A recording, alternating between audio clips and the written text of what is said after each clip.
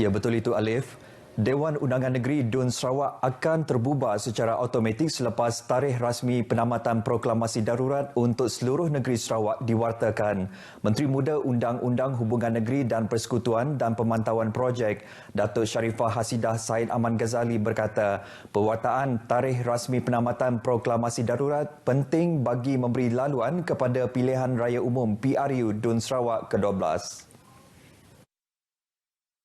We need to see the official proclamation of lifting of the emergency, a gazette of the proclamation of ending of the emergency. There must be that sort of gazette.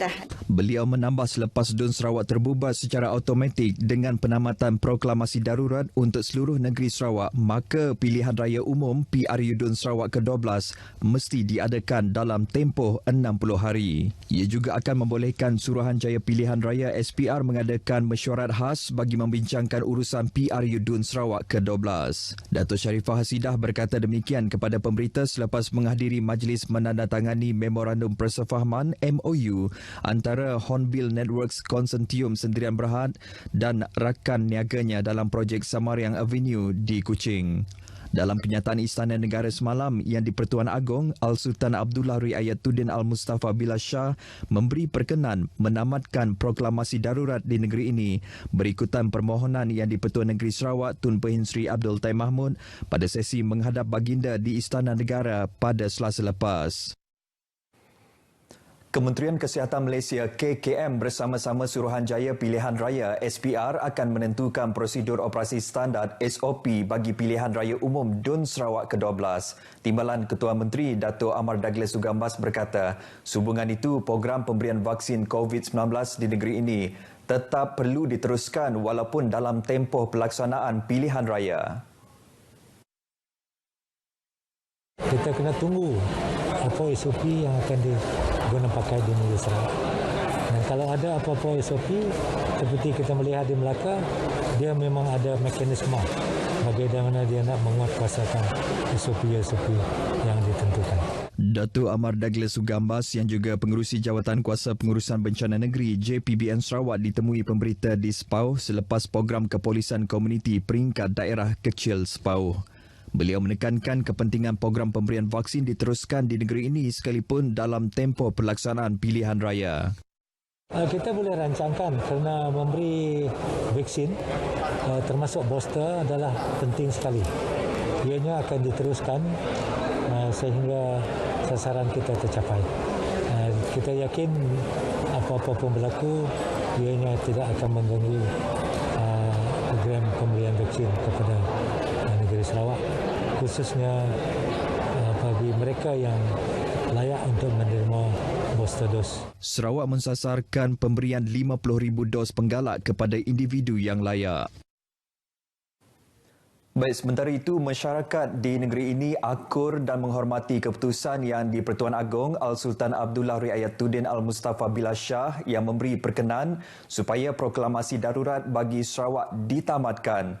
Hasil tinjauan RTM di Bandaraya Kuching mendapati rata-rata mereka yang ditemui bersedia jika pilihan raya umum PRU Dun Sarawak ke-12 dilaksana pada bila-bila masa. Walau macam mana pun keadaan yang dalam keadaan yang agak sukar sekarang ni, tapi bagi saya perlembagaan negara ataupun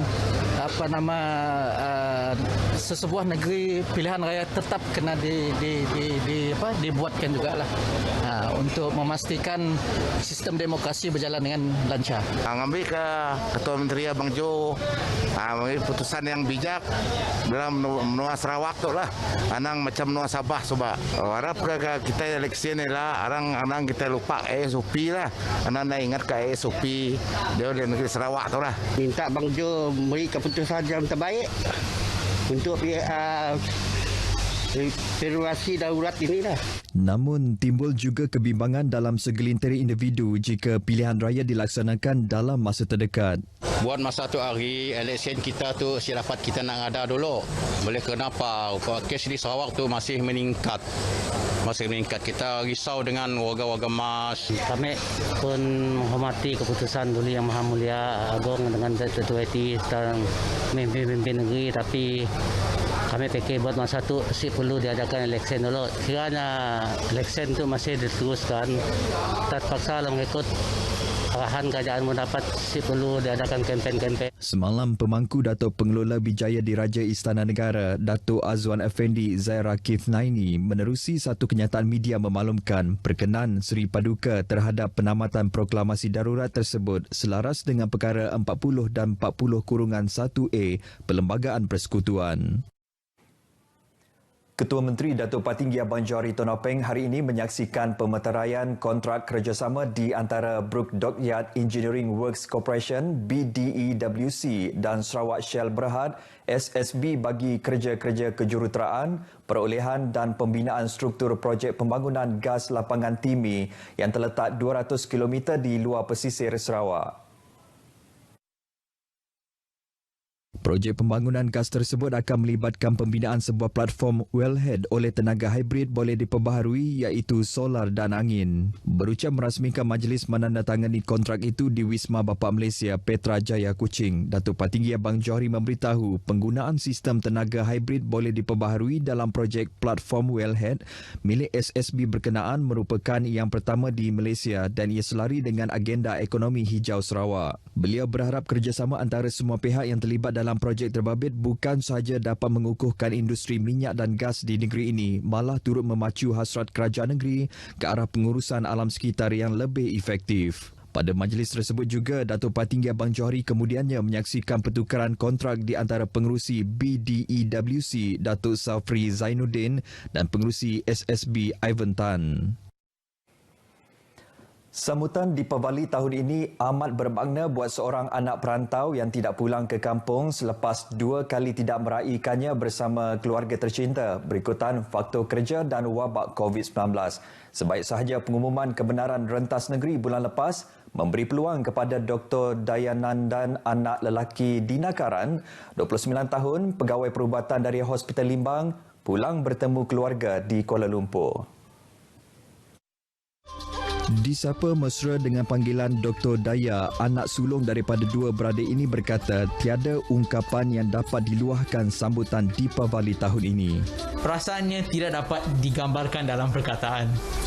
Saya sangat gembira, hati saya melonjak dalam kegembiraan. Apabila saya pulang ke rumah dan tengok wajah ibu ayah saya akan menangis. Dalam tempoh 2 tahun sebelum ini tidak pulang ke kampung meraihkan Deepavali, beliau tidak pernah merungut dengan bebanan kerja sebagai seorang pegawai perubatan. Beban kerja yang semakin meningkat sebelum ini menyukarkan kami semua untuk mengambil cuti. Berkhidmat di Hospital Limbang sejak Ogos 2019, inilah pengorbanan yang dilakukannya menabur bakti untuk penduduk di Bumi Kenyalang. I'm truly very happy for Dr. Daya as he is not able to go back home for these past 2 years. All of us are very, very happy to celebrate Deepavali together back home with our family. Happy Deepavali, everyone. Deepavali வாழ்த்துகள். 兔咬节快乐. Selamat menyambut Hari Deepavali. Happy Deepavali.